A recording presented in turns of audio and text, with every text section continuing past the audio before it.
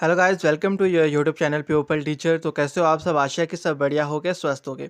आप सभी को पता है कि हमने जेबीटी कमीशन की प्रिपरेशन को शुरू किया है। तो आज की वीडियो में हम बात करेंगे इंग्लिश सेक्शन के प्रीवियस ईयर के क्वेश्चन पेपर के बारे में, जिससे कि आपको अंदाज़ा लग जाएगा आखिर किस तरीके के क्वेश्चन आपसे पूछे जाते हैं।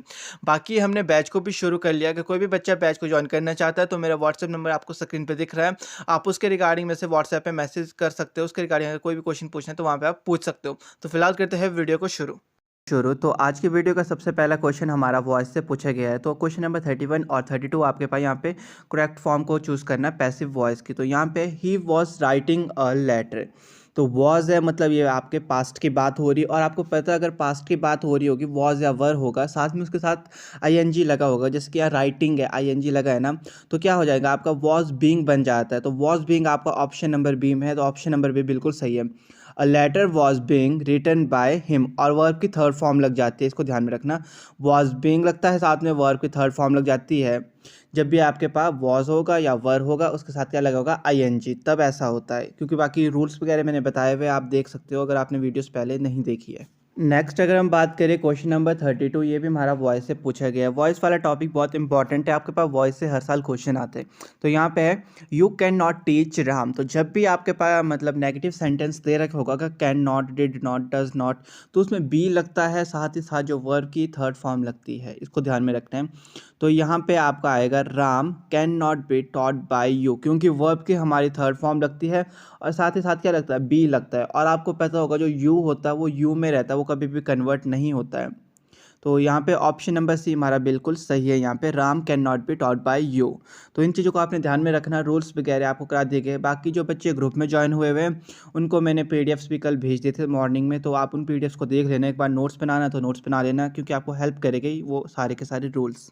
नेक्स्ट अगर हम बात करें क्वेश्चन नंबर 33 से लेकर 36, ये क्वेश्चन आपके पास प्रपोजिशन से पूछे गए हुए, ठीक है। तो यहाँ पे choose the most appropriate preposition out of the given choice. तो क्वेश्चन नंबर 33 आपके पास है he live dash Calcutta in India. तो यहाँ पे ए ऑप्शन है आपके पास इन, और बी है आपके पास एट, और सी है इनटू, और डी एन एन ऑफ दिस।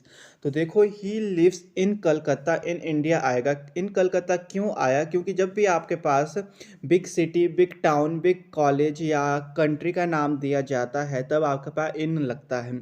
अगर हम ऐट की बात करें तो ऐट आपका लगता है डिस्टेंस हो गया, स्मॉल टाउन्स हो गए, या कोई छोटा प्लेस हो गया, या स्पीड होगी, या बिगनिंग या एंडिंग या डिस्टेंस कवर के बारे में करें तब आपका ऐट लगता है। अगर हम इन की बात करें तो इन आपका वहाँ लगता है जहाँ पे आप बड़ी बड़ी कंट्रीज़ के बारे में बात कर रहे हो, या बड़े कॉलेज हो गए, या सिटी होगी, कोई भी बड़ा टाउन है, तो आपका इन लगता है। इसीलिए यहाँ पे ऑप्शन नंबर ए आपका बिल्कुल सही है। नेक्स्ट अगर हम बात करें क्वेश्चन नंबर 34 है हमारे पास, I have known him dash 1976। तो यहाँ पे आपका आएगा since. I have known him since 1976।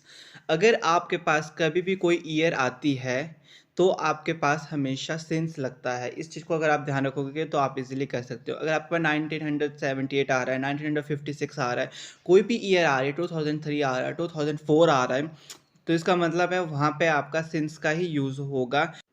From का यूज़ आपका होता है मतलब दो चीज़ों को बताने के लिए, from Monday to Tuesday, from today हो गया, या फ्रॉम डाउन टू डस्क पूछा जाता है, फ्रॉम इवनिंग टू मॉर्निंग हो गया। इस तरीके का आपका फ्रॉम का यूज़ होता है, ठीक है। फॉर का यूज़ आपका होता है जब आप बताओगे कि for 10 days, 2 days, 1 hour, 2 hours. अगर आपको ऐसे आ रहे हैं 1 मंथ्स, फॉर 1 मंथ्स। अगर आपके पास डेज आ रहे हैं, डेज मतलब 10 डेज, 5 डेज, 6 डेज, इस तरीके से 2 मंथ, 3 मंथ, 4 मंथ, तब भी आपका फॉर का यूज़ होगा। अगर 1 आवर, 2 आवर, 3 आवर, 4 आवर आ रहा है तब भी आपके पास फॉर का यूज़ होगा। और सिंस आपका अगर जब भी आपके पास मतलब कोई ईयर दे रखी होगी तो आपका सिंस का यूज़ होता है। इसीलिए हमारा यहाँ पे ऑप्शन नंबर भी बिल्कुल सही है, क्योंकि यहाँ पे हमारे पास 1976 था, और ये सिंस है मतलब ये आपके पास एक ये ईयर थी तभी आपका यहाँ पे सिंस लगा था। तो इन चीज़ों को अगर आप ध्यान रख लेते हो, छोटी छोटी चीज़ों को, रूल्स को, तो आपको कभी भी दिक्कत नहीं होती, फिर आप इजीली कर सकते हो, क्योंकि रूल सबसे इंपॉर्टेंट होता है आपके इंग्लिश और हिंदी ग्रामर में। नेक्स्ट क्वेश्चन 35, ये भी आपका प्रपोजिशन से पूछा गया है। आई shall return dash a week. जब भी आपके पास ऐसे बनते हैं तो आपको पहले देखो इनका यूज़ यहाँ बिल्कुल नहीं होगा, क्योंकि इनका यूज़ आपका होता है बड़ी सिटीज़ या बड़े टाउन वगैरह के लिए। और इनटू का मतलब होता है कि ऊपर से, मतलब जब जंप करते हो आप तो उसके लिए इनटू का यूज़ होता है। तो यहाँ आएगा आपका विद इन।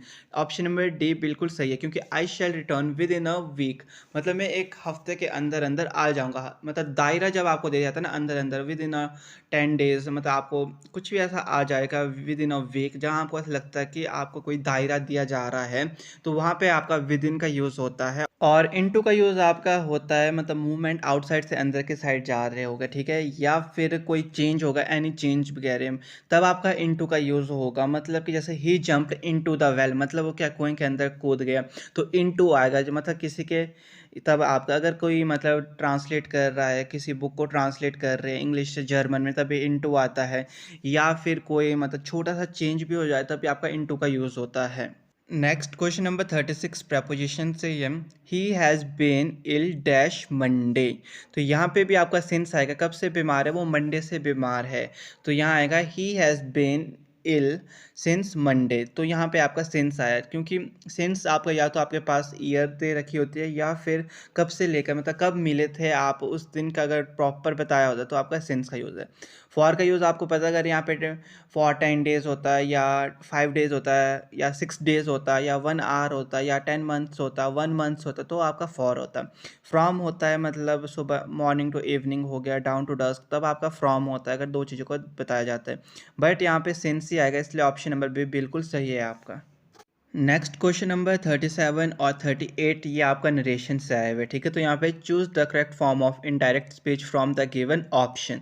तो क्वेश्चन नंबर 37 था आपके पास, he said handsome is that handsome does. तो यहाँ पे आपके पास ही सैड है। अगर आपके पास सैड होता है तो आपका सैड ही रहता है, अगर सैड टू होता है तो आपका टोल्ड में कन्वर्ट हो जाता है। इस चीज़ को ध्यान में रखना होता है। तो ही सैड और ही सैड देखो आप कहाँ हैं, दो ऑप्शन में आपके पास है, ऑप्शन नंबर बी और ऑप्शन नंबर डी में। तो सैड के बाद हमेशा दैट लगता है तो दैट लगेगा। और यहाँ पे handsome is that handsome does he रहेगा, यहाँ पे कोई भी चेंज नहीं होगा, वॉज वर्ब में नहीं होगा चेंज। इसका रीज़न ये है, जब भी आपके पास कोई प्रोवर्ब्स होगा, यूनिवर्सल ट्रुथ होगा, या फिर आप हिस्ट्री की बात करोगे या आपकी कोई हैबिट्स वगैरह की बात होगी, तो वो आपका जो सेंटेंस दिया होता है, जो स्पीच होती है, वो बिल्कुल वैसी ही रहती है। इसीलिए यहाँ पे जो आपकी स्पीच है वो सेम टू सेम रहेगी, यहाँ पे कोई भी चेंज नहीं होगा। हाँ, अगर स्पीच मतलब कोई यूनिवर्सल ट्रुथ के बारे में नहीं बता रहे, कोई फैक्ट्स नहीं है, कोई आपका ऐसी चीज़ें नहीं है, तो वो आपका चेंज होता है। बट अगर आपका कोई यूनिवर्सल ट्रुथ है या कोई हिस्ट्रीज वगैरह है, तो आपकी जो चीज़ है वो वैसी की वैसी रहती है, तो उस सेंटेंस में आपका कोई भी चेंज नहीं होता है। इस चीज़ को आपने ध्यान में रखना है। अगर हम बात करें अपना नेक्स्ट क्वेश्चन, क्वेश्चन नंबर 38, ये भी आपका नरेशन से आया हुआ है। चेंज इनटू इनडायरेक्ट स्पीच में इसको चेंज करना, ठीक है। ये ही सैड इन्वर्टेड कॉमा स्टार्ट हो गया, मतलब आपका जो सेंटेंस है, जो स्पीच है, वो शुरू हो चुकी है। If I were a king, if I were a king मतलब ये एक तरीके की विश है, ठीक है। तो आप देख लो सारे ऑप्शन में विश दे रखा है आपको, विश मतलब ही विश्ड, तो सैड बन गया विश दैट। जो आई है वो कन्वर्ट हो जाएगा ही में, और वर आपका हमेशा चेंज हो जाता है फिर वुड में। तो यहाँ पे अगर आपके पास विश वगैरह दे रखी होती है तो आपका वो वुड में बन जाता है, ठीक है। तो क्योंकि ये विश है तो इसलिए वुड में चेंज हुआ, तो यहाँ पे आएगा he wish that he would be a king. वो इच्छा कर रहा था काश वो भी एक राजा होता। तो मतलब ऑप्शन नंबर ए आपका बिल्कुल सही है यहाँ पे।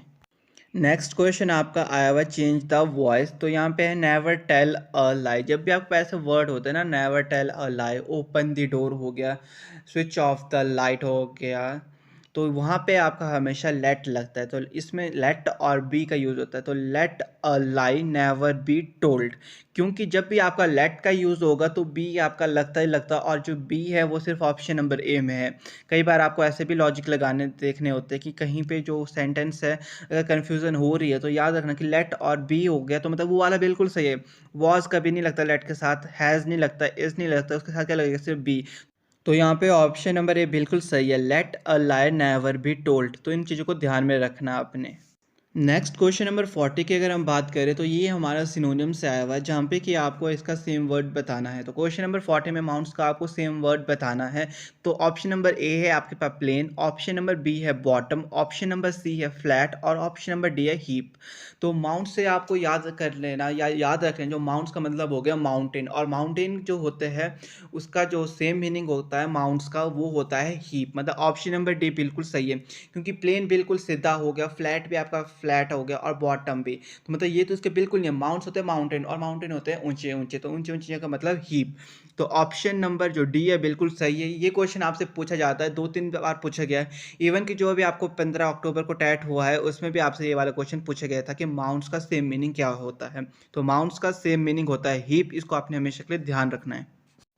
नेक्स्ट क्वेश्चन है आपके पास क्लस्टर। क्लस्टर का आपको बताना है सिनोनियम बोले तो सेम मीनिंग। तो क्लस्टर का जो सेम मीनिंग होता है वो क्या होता है वो आपको अभी पता चल जाएगा। तो ऑप्शन नंबर ए है आपके पास स्कैटर। स्कैटर होता है बिखरना, मतलब बिखराना, ठीक है। और ऑप्शन नंबर बी है कलेक्शन। कलेक्शन होता है मतलब कलेक्ट करना, इकट्ठा करना, सब चीज़ों को एक साथ रखना। ऑप्शन नंबर डी है सेपरेट। सेपरेट का मतलब होता है अलग अलग करना, हर एक चीज़ को अलग अलग करना, ठीक है। तो ऑप्शन नंबर डी है लेट गो। लेट गो बिल्कुल नहीं हो सकता और सेपरेट नहीं होता है। इसका जो सेम मीनिंग होता है वो होता है कलेक्शन। तो क्लस्टर का जो सेम मीनिंग है वो है कलेक्शन, मतलब ऑप्शन नंबर बी बिल्कुल सही है।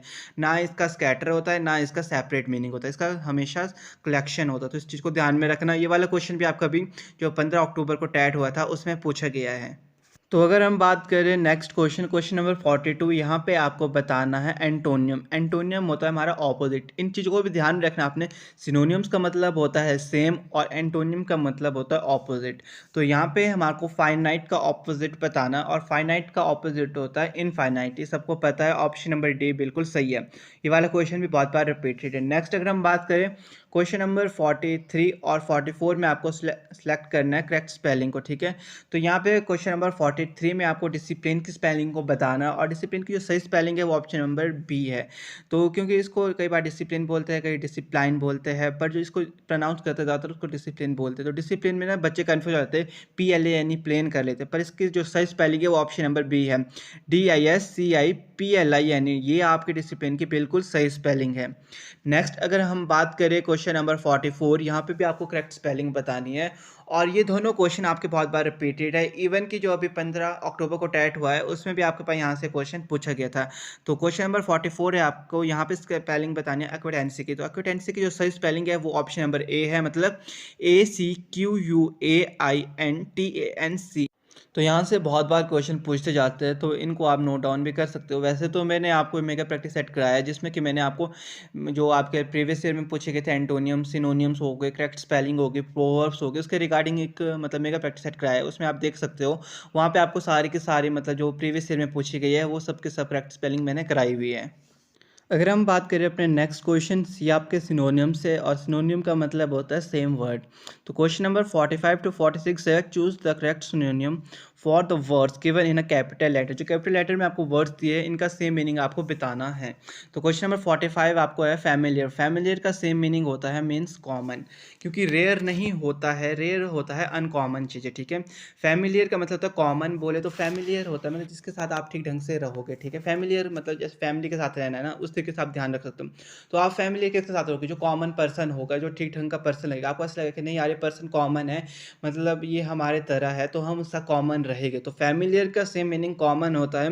ये जो मैंने बताया ये लॉजिक है, अगर आप इस तरीके से याद रखते हो ना तो इजीली रहता है। अगर आप एक लॉजिक के साथ ध्यान में रखते हो तो आप इजीली याद रख सकते हो, वरना अगर ऐसे पढ़ोगे तो एक रट्टा भी बोल सकते हो आप, और क्या होता है कई बार आप भूल भी जाते हो इन चीज़ों को। बट अगर आप ऐसे कनेक्ट करोगे फैमिलियर मतलब कॉमन, तो ये चीज़ें आपको ज़्यादा टाइम तक याद रहती है। नेक्स्ट क्वेश्चन है आपके पास ओवरकम। इसका आपको सेम मीनिंग बताना। तो ओवरकम का कंट्रोल तो कभी भी सेम मीनिंग नहीं होता है, और इसका जो सेम मीनिंग होता है वो होता है वैनिश। मतलब जो ऑप्शन नंबर सी है आपके पास वो बिल्कुल सही है। इस चीज़ों को भी ध्यान रखना, क्योंकि आपके पास सिनोनियम्स एंटोनियम्स कुछ भी पूछे जा सकते हैं, क्योंकि ये बहुत बड़ा टॉपिक है आपका। बट जो प्रीवियस ईयर में है वो आप पढ़ लो, क्या था वहाँ से क्वेश्चन पूछते जाते हैं। नेक्स्ट अगर हम बात करें क्वेश्चन नंबर 47, इसमें भी आपको सेम मीनिंग बताना है। तो डिसिपल का जो सेम मीनिंग होता है वो होता है हमारे पास स्टूडेंट। ये बहुत बार पूछा जाता है आपसे कि डिसिपल का जो सेम मीनिंग है वो क्या होता है, तो उसका होता है स्टूडेंट। नेक्स्ट बात करें तो क्वेश्चन नंबर 48 है आपके पास, प्लूरल ऑफ ज़ू। तो ये आपके पास नंबर से आए हुए हैं, तो इसमें आपको क्या सिंगुलर से प्लूरल में कन्वर्ट करना होता है, और इसके रूल्स मैंने आपको बहुत अच्छे से करा रखे हैं नंबर और जेंडर के। बट यहाँ पे भी एक बात ध्यान रख लेना आपने, अगर आपके पास डबल ओ होगा एंड में किसी भी मतलब लेटर वर्ड में, आपके पास अगर लास्ट में डबल ओ लगता है तो आपका वहाँ पे सिंपली ऐड होता है एस, मतलब जू का बन जाएगा जूज। अगर आपके पास कोई वर्ड ऐसा है जिसके लास्ट में सिर्फ सिंगल ओ आ रहा है तो आपका वहाँ पे लगता है ई एस।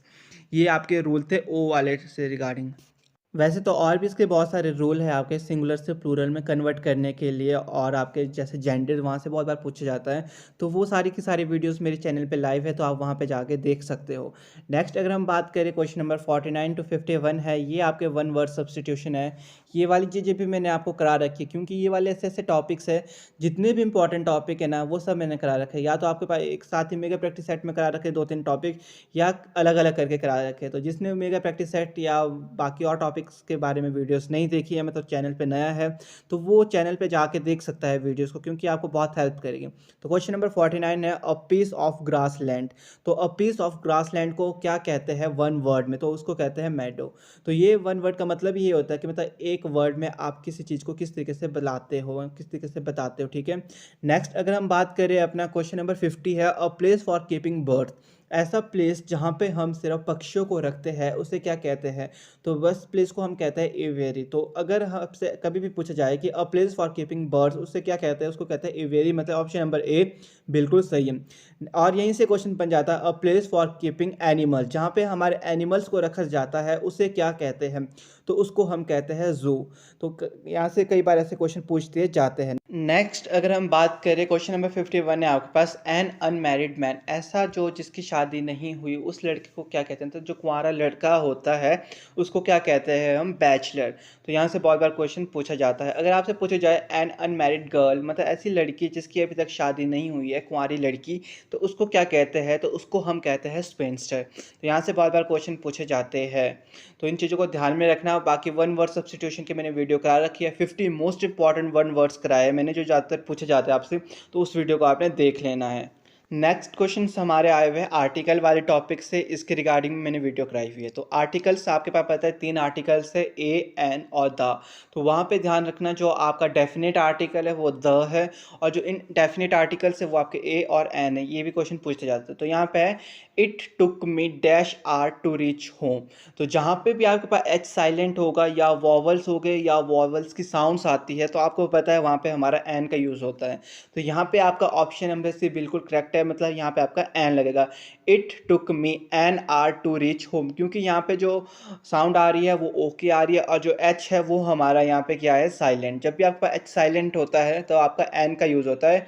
इस रूल को आपने हमेशा याद रखना है। नेक्स्ट क्वेश्चन नंबर 53, ये भी हमारा आर्टिकल का है। यहाँ पे है he is dash English man. तो इंग्लिश क्या है आपका एक वॉवल है, क्योंकि ई आपका क्या है, वॉवल अन। तो यहाँ पे आपका लगेगा an, he is an English man, मतलब यहाँ पे ऑप्शन नंबर सी बिल्कुल सही है। अ का यूज़ आपका वहाँ होता है अगर आपके पास कॉन्सोनेंट वर्ड है या कॉन्सोनेंट साउंड है, बट अगर कई बार फर्स्ट लेटर आपका वॉवल है पर वो साउंड आपको कॉन्सोनेंट दे रहा है, तो आपका ए का यूज़ होता है, मतलब अ यूरोप होता है, अ यूनिवर्सिटी होता है, अ यूनिट होता है, अ 1 रुपी। वन वाले से बहुत बार क्वेश्चन पूछ जाता है कि 1 रुपी दे देते हैं, 1000 दे देते हैं, 100 कुछ भी लिख के दे देते हैं। जब भी आपका वन होगा तो वन से पहले आपका एक का यूज़ होता है, और द तो आपका बहुत सारे रूल्स से कहाँ कहाँ द का यूज़ होता है, बट जहाँ पर्टिकुलर नाम दे रखा होगा या किसी थिंग या पर्सन को डिफाइन किया गया होगा तो वहाँ पे भी आपका द का यूज़ होता है। बाकी आर्टिकल के रिगार्डिंग मैंने आपको वीडियोस दे रखी है जिसमें कि सारे के सारे रूल्स है, तो आप उस वीडियो को देख सकते हो। नेक्स्ट क्वेश्चन आपके आए हुए कंजक्शन बोले तो कनेक्टर से। क्वेश्चन नंबर 44 टू 46 आपको कनेक्टर का यूज़ करना है। तो कनेक्टर आपको पता यही होता है and, so, then, that, therefore. इस तरीके के जो वर्ड्स होते हैं वो आपके कनेक्टर होते हैं, जो मतलब दो सेंटेंस को एक साथ कनेक्ट करते हैं, मतलब जॉइन करते हैं। तो क्वेश्चन नंबर 54 है आपके पास, I brought a pen dash my friend brought a pencil. तो यहाँ पे आपका आएगा एंड। क्यों आएगा एंड? क्योंकि जब भी आप किसी दो पर्सन थिंग की बात कर रहे होते हैं तो जब उनको ज्वाइन करना होगा तो आपका एंड का यूज़ होता है। वैसे कि Rohan and Mohan are best friend, जब भी दो पर्सन के नाम आएंगे साथ में तब क्या लगेगा एंड। यहाँ पे भी दो पर्सन है, कौन? एक आए, एक मतलब मैं हूँ, एक मेरा दोस्त। जब मैं और मेरे दोस्त की बात हो रही तो हमारा क्या लगेगा एंड। तो यहाँ पे आएगा I bought a pen and my friend bought a pencil. तो इसीलिए यहाँ पे ऑप्शन नंबर सी बिल्कुल सही है, मतलब and.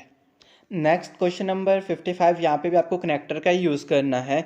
No sooner did I reach there dash it started rain. तो जब भी आपके पास ऐसे क्वेश्चन आते हैं तो वहाँ पे आपका हमेशा देन का यूज़ होता है, मतलब ऑप्शन नंबर डी जो बिल्कुल यहाँ पे सही है। तो यहाँ पे आएगा no sooner did I reach there then it started raining. Next question number 56 है आपके पास, यहाँ पे भी आपको कनेक्टर का यूज़ करना है।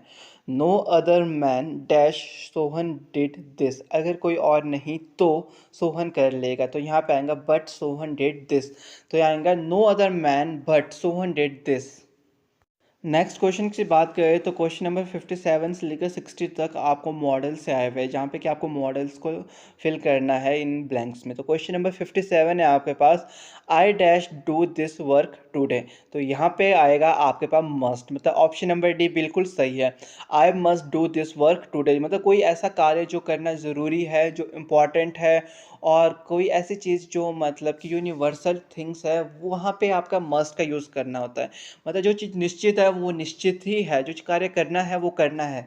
जो चीज़ बहुत इंपॉर्टेंट है या आपको कोई कार्य करना ही करना है तो आपका मस्ट का यूज़ होता है, हमेशा इस चीज़ को ध्यान में रखना है। तो यहाँ पे आएगा I must do this work today.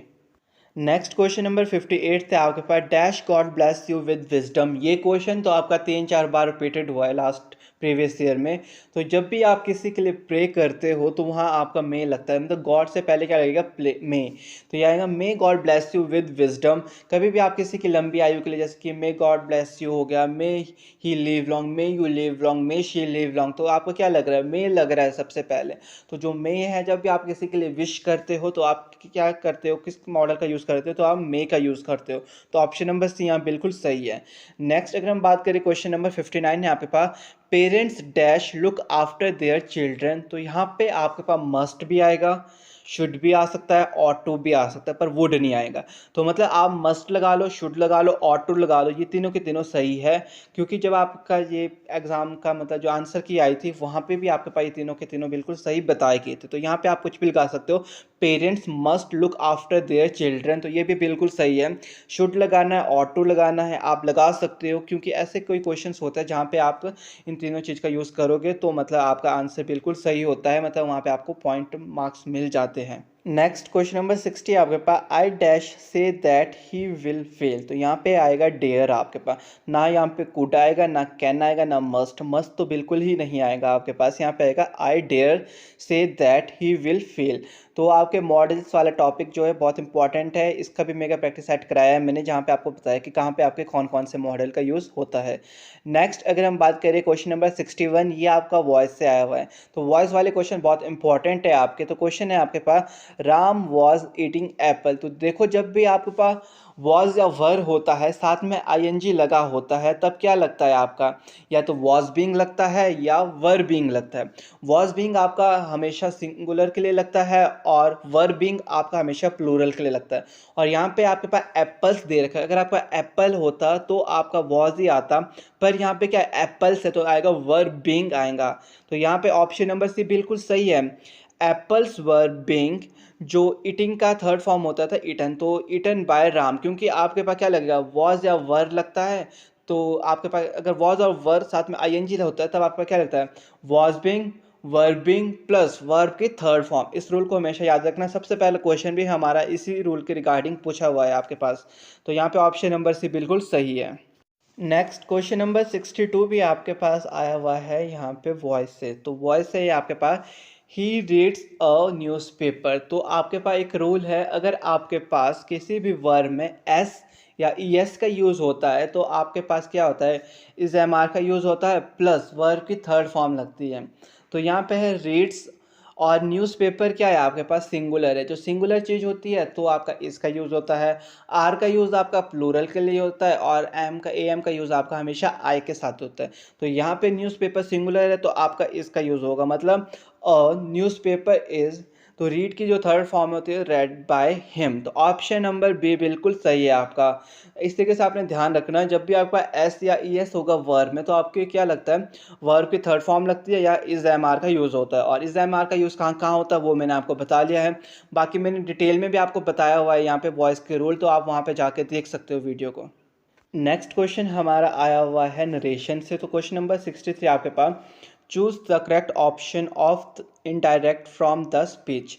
तो यहाँ पे आपके पास दिया हुआ है the teacher said the earth is round, तो स्पीच क्या है आपको दी हुई, द अर्थ इज राउंड, तो ये आपकी एक यूनिवर्सल ट्रुथ है। तो यहाँ पे जो स्पीच है वो बिल्कुल आपकी वैसे की वैसी रहेगी, मतलब the teacher said that the earth is round, यहाँ पे ना वॉज लगेगा, ना वर लगेगा, ना हैज़ लगेगा, ना हैव लगेगा, जो आपके पास स्पीच है वो की वो ही रहेगी। क्योंकि मैंने आपको इससे पहले भी बताया था, जब भी आपके पास या तो प्रोवर्ब्स यूज़ हो गए, यूनिवर्सल ट्रुथ होगा, या फैक्ट होगा, या कोई आपकी हैबिट्स के बारे में बात करें, या हिस्ट्री की बात करें, आपके हिस्टोरिकल डेट्स वगैरह होगी, वो हमेशा वैसे की वैसे ही रहेगा सेंटेंस आपका, वहाँ बिल्कुल भी चेंज नहीं होगा। बस वहाँ पे क्या है, सेट के बाद क्या लगेगा, दैट लग जाएगा, इसीलिए यहाँ पे ऑप्शन नंबर ए बिल्कुल सही है। The teacher said that the earth is round, तो यहाँ पे ना वॉज वर का यूज़ होता है, किसी भी चीज़ का यूज़ नहीं होगा, इस चीज़ को ध्यान में रखना है आपने। नेक्स्ट क्वेश्चन में आपको बताया हुआ था कि यहाँ पे आपको सेम मीनिंग बताने हैं, मतलब सिनोनिम्स बताने हैं। तो असिस्ट का जो सेम मीनिंग होता है वो होता है हेल्प करना। तो देखो एक असिस्टेंस होता है, उस तरीके से आप याद रख सकते हो, जो असिस्टेंस होता है वो एक हेल्पर होता है, मतलब हेल्प करता है। तो असिस्ट का जो सेम मीनिंग होता है वो हमारा हेल्प होता है। नेक्स्ट अगर हम बात करें क्वेश्चन नंबर 66, यहाँ पे भी आपको अकॉम्प्लिश का क्या बताना है, सेम मीनिंग बताना। तो अकॉम्प्लिश का जो सेम मीनिंग होता है वो होता है अचीव, ऑप्शन नंबर सी आपका बिल्कुल सही है। और ये क्वेश्चन आपका रिपीटेड है, जितने भी आज का मेगा प्रैक्टिस सेट में आपको बताया गया, ये क्वेश्चन आपका प्रीवियस ईयर क्वेश्चन में पूछे गए हैं, इसीलिए मैंने आपको आज कराया है। और हमारा जो इंग्लिश का सेक्शन है आज कंप्लीट हो जाएगा, और कल से हम शुरू करेंगे अपना मैथ सेक्शन, जो कि हमारा लास्ट सेक्शन है। इसके बाद आपको मिलते रहेगी मेगा प्रैक्टिस सेट के रिगार्डिंग वीडियोज़, और जो जीके सेक्शन है उसके सिर्फ प्रीवियस ईयर के क्वेश्चन पेपर में आपको डिस्कस करा लूँगा, क्योंकि वो भी आपको बहुत हेल्प करेंगे। नेक्स्ट क्वेश्चंस आपके यहाँ पे मॉडल से आए हुए हैं, तो यहाँ पे है यू डैश ओबे यूअर पेरेंट्स। तो यहाँ पे आपका जो ऑप्शन नंबर ए है बिल्कुल सही है, यू शुड ओबे यूअर पेरेंट्स। अगर मस्ट होता तो आप मस्ट को ज़्यादा प्रेफरेंस देते हैं, अगर आपके पास ऑप्शन में मस्ट नहीं होता है तो आप शुड को प्रेफरेंस देते हो, इस चीज़ को याद रखना।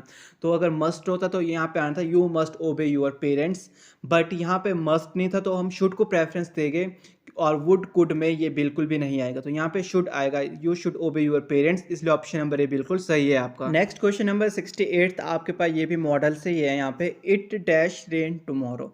तो यहाँ पे आपके पास जो सही मॉडल लगेगा वो लगेगा मे, क्योंकि ऑप्शन नंबर से बिल्कुल सही है यहाँ पे, इट मे रेन टुडे। ये क्यों है, क्योंकि जो मे है वो आपका लगता है पॉसिबिलिटी या प्रोबेबिलिटी होगी, तो ये एक पॉसिबिलिटी या प्रोबेबिलिटी है कि कल बारिश हो सकती है, तो यहाँ पे क्या लगेगा, it may rain today.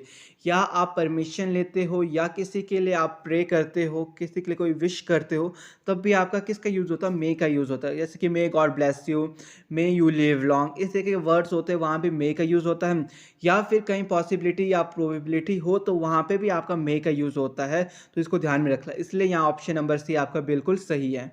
Next अगर हम बात करें क्वेश्चन नंबर 69 है आपके पास, वी डैश ऑल डाई। तो यहाँ तो आपका मस्ट ही होगा, क्योंकि मस्ट ऐसी चीज़ है जो कि आपका मतलब यूनिवर्सल ट्रुथ बोल सकते हैं, वहाँ पे यूज़ होगा, या जो चीज़ होनी ही होनी है वहाँ तो आपका मस्ट का यूज़ होगा। तो वी मस्ट ऑल डाई, क्योंकि हम सबको एक ना एक दिन तो मरना ही है, तो यहाँ पे कैन तो हो नहीं सकता, पॉसिबिलिटी तो कुछ भी नहीं है कि मरना है, क्योंकि मरना सबको है, ये बात सबको पता है, तो यहाँ पे मस्ट का यूज़ होगा। अगर आपके पास मस्ट नहीं होता है ऑप्शन में दिया हुआ, तब आप शुड का यूज़ करते हो, क्योंकि शुड और मस्ट आपका ऐसी चीज़ को यूज़ होता है जो चीज़ होने वाली है या होके रहेगी, और जो चीज़ इंपॉर्टेंट है और यूनिवर्सल ट्रुथ है वहाँ पे आपका मस्ट और शुड का यूज़ होता है। तो यहाँ पे ऑप्शन नंबर भी बिल्कुल सही है, वी मस्ट ऑल डाई। तो मॉडल वाले क्वेश्चन है, बहुत बार पूछे जाते हैं, तो अगर आप इन चीज़ों को याद रखोगे, छोटे छोटे रूल्स को, तो ये आपके बहुत हेल्प करेगी, क्योंकि मस्ट और कुड आपसे ज़्यादातर यहीं से क्वेश्चन पूछे जाते हैं, या आपका मे से ज़्यादातर क्वेश्चन आते हैं, या कैन से आते हैं, इसके बाद ज़्यादातर क्वेश्चन नहीं पूछे जाते हैं। तो ये 3-4 जो आपके मॉडल्स है बहुत इंपॉर्टेंट है। अगर हम बात करें अपना लास्ट क्वेश्चन आज की वीडियो का, तो ये आपका है, you dash have my book I have already it, तो यहाँ पे आपका आएगा can. You can have my book, I have already it, तो मतलब ऑप्शन नंबर सी बिल्कुल सही। कैन का यूज़ भी आपका ज़्यादातर तब होता है अगर आप प्रेजेंट में किसी की प्रोबेबिलिटी, पॉसिबिलिटी, कैपेसिटी या एबिलिटी की बात कर रहे हो। अगर प्रेजेंट की बात हो रही होगी तो आपको प्रेजेंट का मतलब देखना है कि जो सेंटेंस है, जो क्वेश्चन पूछा गया, क्या वो प्रेजेंट की बात हो रहा है, तो आपका कैन का यूज़ होता है। अगर आपके किसी से परमिशन लेनी होगी या आप किसी की हेल्प करना चाहते हो तो आपका कैन का यूज़ होता है। ये कैन का जो रूल है वो थोड़े बहुत मैंने कराए हुए आपको। मस्ट आपको मैंने बता लिया है कि कहाँ कहाँ आपका मस्ट का यूज़ होता है। मे का, कुड का, सब कुछ आपको बताया हुआ है। तो आशा है कि जो आज की वीडियो थी वो आपके लिए बहुत हेल्पफुल रही होगी। और मैंने आज की वीडियो में कोशिश की है जितने भी आपके प्रीवियस ईयर में क्वेश्चन पूछे गए थे वो सब के सब करा दिए थे। और जो भी मोस्ट इंपॉर्टेंट टॉपिक्स थे वो मैंने आज की वीडियो में सारे के सारे एक साथ कवर करा लिए, ताकि कि आपको एक अंदाज़ा लग जाए कि आखिर किस तरीके से क्वेश्चन पूछे जाते हैं और कहाँ कहाँ से क्वेश्चंस आते हैं। जितने भी आपके मेन इंपॉर्टेंट टॉपिक्स थे वो सब के सब मैंने आज की वीडियो में कवर करने की कोशिश की है।